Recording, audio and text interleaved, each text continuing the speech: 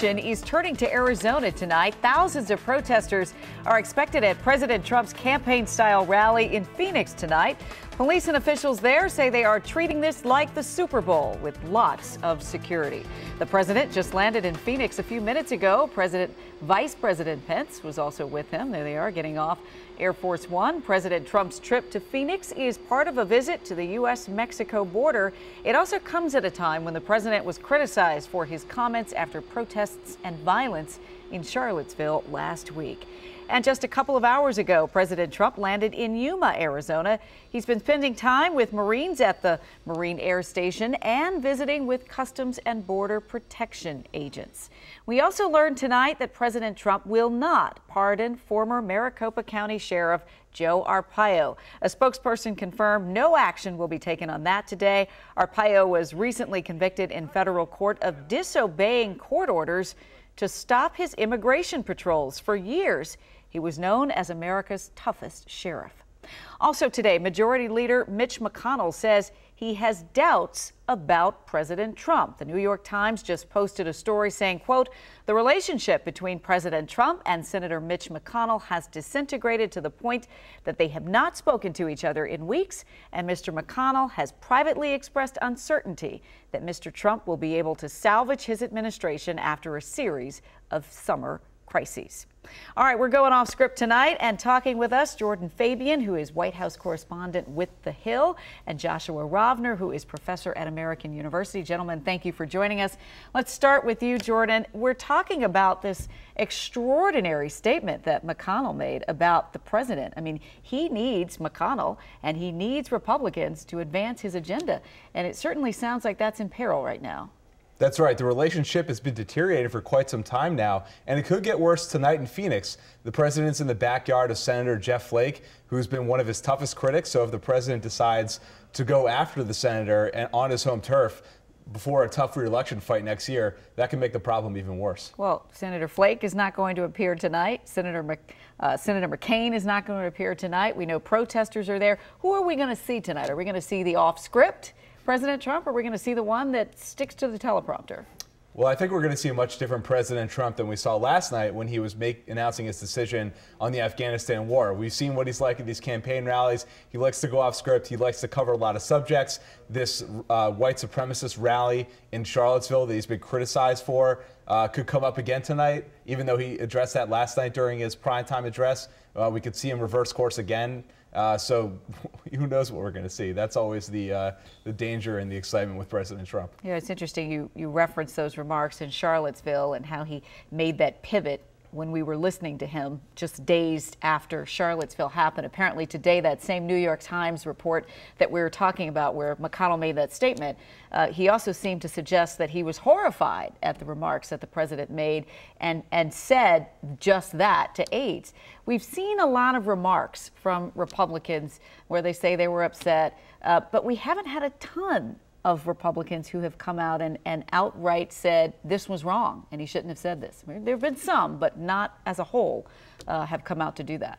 That's right, and it points to this extremely difficult dilemma Republicans are facing, because on one hand, you have people like Mitch McConnell who are really disgusted with what the president said, but on the other hand, you have Republican voters who frankly like how the president responded and want to see Republicans in Congress advance his agenda. So they're really in a tough spot there in Congress. Let's talk war and peace now, Joshua, because the president obviously made these remarks yesterday about Afghanistan. What does this mean for U.S. strategy there? Well, right now it doesn't mean a whole lot. We were promised a speech last night offering a new strategy for Afghanistan, but there wasn't anything new about it. And in fact, it wasn't a strategy at all. A strategy has to have a political goal stated that you strive toward. And the president didn't offer any kind of political goal. It seemed to be much more like imperial policing. As soon as somebody starts to fight against America or its allies, we'll just attack them. But there's no end state attached to that. So not only was there no strategy, there was nothing really new. Light on details as well. I mean, there were many, both in his party and, of course, the Democrats, who said, you didn't give us any specifics here. So you haven't laid out a strategy because we don't know what you're going to do. There's no timetable. We don't know how you're paying for this. What do you do with this? Yeah, President Trump likes to say that by revealing details, he reduces his own leverage. But I don't think that that's really quite fair here, because he's talking about sending thousands of additional American military personnel to a conflict zone. Right? Some explanation is needed. Some justification for that decision is needed. It's not enough to say I'm keeping my decisions close to the vest when you're talking about such important decisions. We don't have a lot of time left, but I have a question for both of you, and we're going to put up this picture because according to the Washington Post, one of the ways that H.R. McMaster convinced the president that Afghanistan was not a hopeless place was through this photograph here. Now, this is a photograph from 1972. It's black and white. It shows Afghan women in miniskirts walking through Kabul. And apparently the purpose was to show the president that Western norms existed before and could return. I mean, is that now our strategy, that if we can have a Western imprint on a country, then it's salvageable? I think it's sort of fairly ridiculous to base a decision on a picture, right? That 4.5 decades ago there were women wearing skirts, therefore success is possible. You could have gone in Vietnam in the 1960s and shown pictures from decades earlier about people sitting at fashionable French bistros in Vietnam. Would that have given us more confidence about winning that war? It doesn't make a lot of sense to me. And then, of course, we know about the president's storied history with women and images and words. And so to juxtapose that picture and use that as the one that convinced the president to make a different decision, or a decision at all in Afghanistan, your thoughts about that, Jordan? It really points to how this president is a political neophyte, and that his aides, who have much more experience in government and military affairs, need to use different methods to convince him on certain points. I've been told that H.R. McMaster has been told to really pare down his memos to the president, keep them on one page, use bullet points, reference Trump as much as possible. So these aren't things that we saw during previous administrations, and it's a new world out there in the White House. It's a new world and a new night. We'll see what happens tonight at that campaign-style rally in Phoenix. I know you'll be covering it, and you'll likely be talking about it. Both of you, Jordan Fabian and Joshua Rovner, thanks for being with us tonight.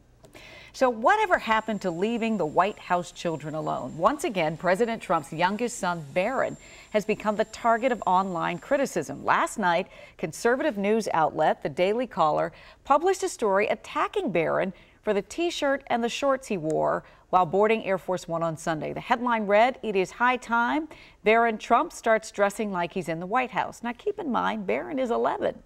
He's 11. He was wearing khaki shorts and loafers and a bright red T-shirt with the words, "On your mark, Tiger Shark."